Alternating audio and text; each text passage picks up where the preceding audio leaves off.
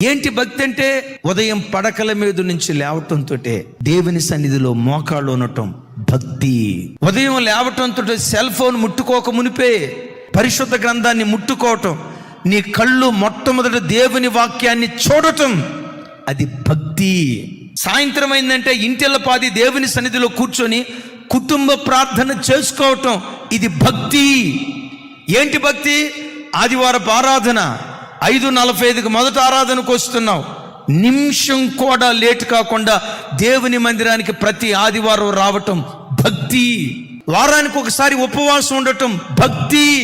నెలకొకసారి సంపూర్ణ రాత్రి ప్రార్థన చేసుకోవటం, అది భక్తి.